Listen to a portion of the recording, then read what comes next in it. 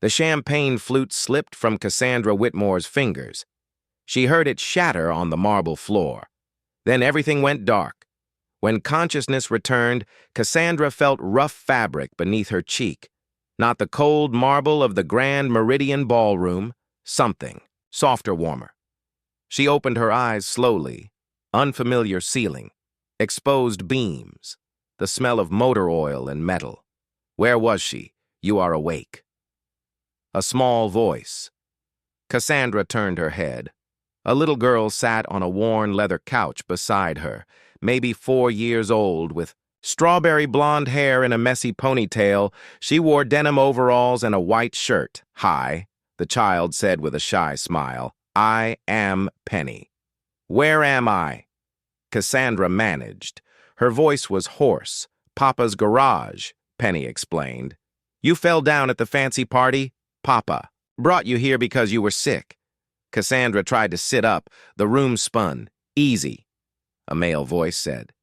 A man appeared in the doorway, tall and muscular with light brown hair and striking features. He wore a gray shirt and jeans, both stained with grease. "You fainted," he explained. "At the charity gala. I am a mechanic. I was working on one of the catering vans outside when someone ran out saying a woman had collapsed." Cassandra's memory started returning. The gala, she had been there representing Whitmore. Industries networking, making appearances. Then the room had started spinning. "I called an ambulance," the man continued, "but you woke up and refused to go. Said you were fine. Then you passed out again." He ran his hand through his hair. "You gave me your address, but it is an hour away. And you clearly were not well enough to be alone. So I brought you here. My apartment is upstairs." Cassandra tried to process this. "You brought me to your home. I could not exactly leave you unconscious in a parking lot." "Fair point. Who are you?" Cassandra asked. "Holden Rivers," he said. "And you have met my daughter Penny." Penny waved. "You are very pretty," she announced, "even when you are sleeping." Despite everything, Cassandra smiled slightly. "Thank you." "What is your name?" Penny asked. "Cassandra."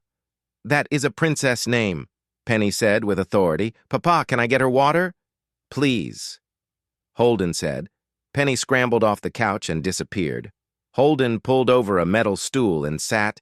"You said your name is Cassandra." "Whitmore," he said. "The CEO." "Yes." "So you are rich," Cassandra bristled. "Here it comes. Why does that matter?" "Because rich people usually do not end up on my couch," Holden said dryly.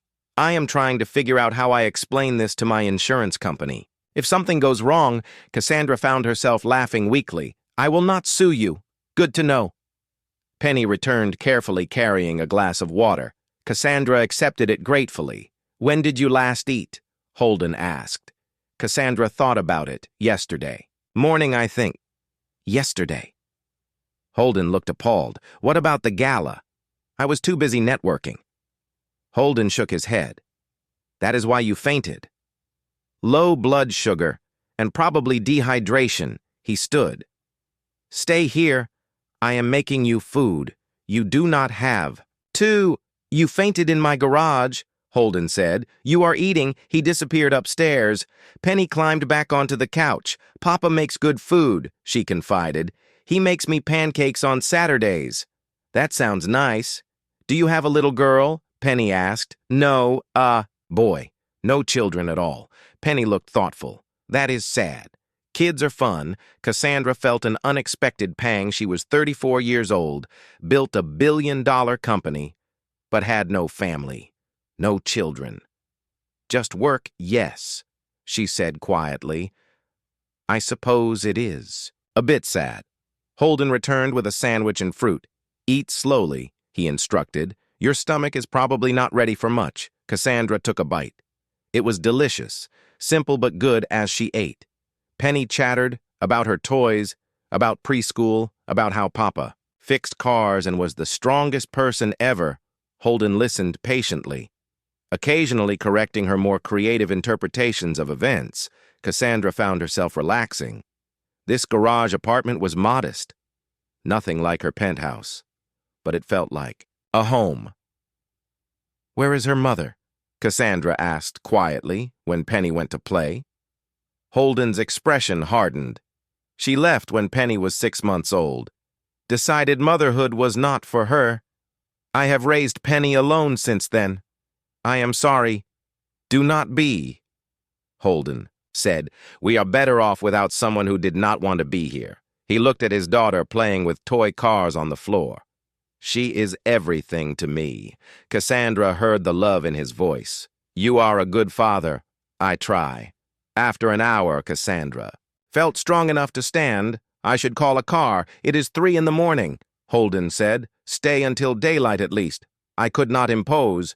"You already imposed by fainting." Holden said, "Might as well finish the job." He smiled to soften the words.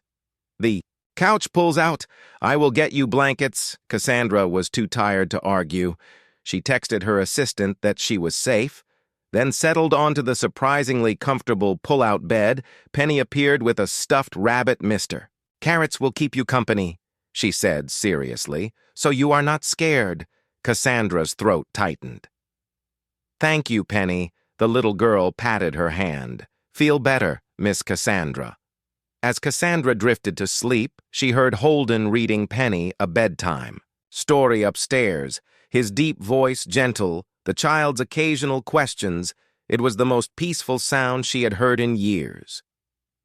The next morning, Cassandra woke to the smell of coffee and pancakes. Penny was already at the small kitchen table. "You stayed," she said, delighted. "Papa made pancakes. You can have some. Over breakfast." Cassandra learned more about Holden. He had inherited the garage from his father, worked hard to keep it running. "Raised Penny alone while managing the business. It is not easy," he admitted. "But we make it work." "Why do you do it alone?" Cassandra asked. "Why not hire help?" "With what money?" Holden said without bitterness. "Small garage mechanics do not exactly rake it in." An idea was forming in Cassandra's mind. What if you had an investor? Holden looked wary. "What do you mean?" "I mean your business has potential," Cassandra said. "Good location. Obvious skill. You just need capital to expand. I am not a charity case." "I am not offering charity," Cassandra said. "I am offering a business partnership."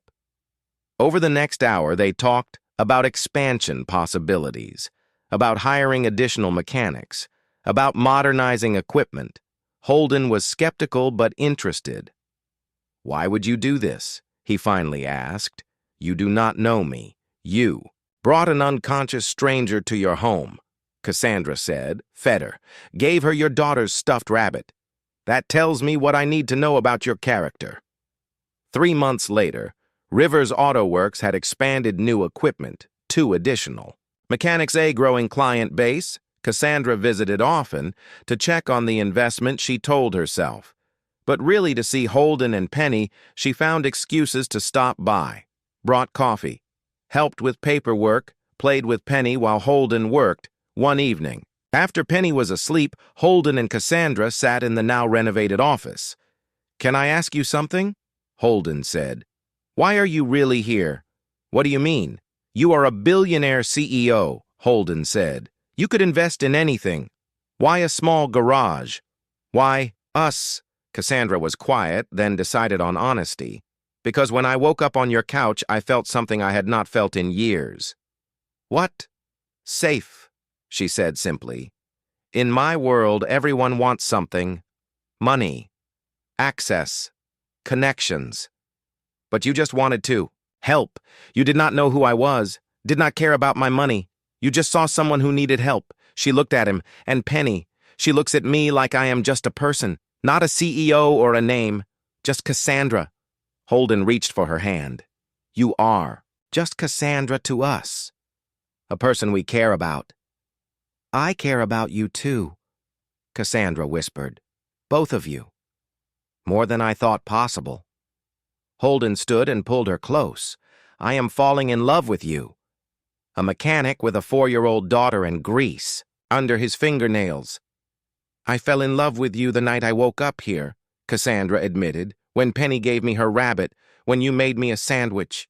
When I realized what a real home feels like, they married 6 months later, small ceremony in... The garage penny was the flower girl. At the reception, Holden gave a toast. 8 months ago, my daughter and I were alone, he said. Getting by, managing. Then a woman in an expensive dress fainted in a parking lot. Everyone laughed. I brought her to our couch, he continued. Fed her a sandwich. Let her borrow my daughter's stuffed rabbit. He looked at Cassandra. I thought I was helping a stranger. I did not know I was meeting my future wife. You showed me that success is not about money. It is about who you come home to. Cassandra stood and kissed him. I fainted at a party, she said in her own toast, and woke up in a garage with everything I did not know I needed. A man who values integrity over profit. A little girl who taught me what matters. A family I never knew I was missing. Years later, people would ask how they met. Cassandra would smile and say, I collapsed at a gala. He carried me to his garage, best medical emergency I ever had. Sometimes you have to fall to find where you belong. Sometimes a mechanic's couch is more valuable than a penthouse. And sometimes waking up in an unexpected place is exactly where you were meant to be, all along. If this story resonated with you, please like and share it with someone who needs a reminder that home is not a place, but the people who see your true self. Subscribe for more stories about finding family in unexpected moments. Comment and tell us about a time when help came from an unlikely source. Your story might encourage someone to stay open to life's surprising blessings.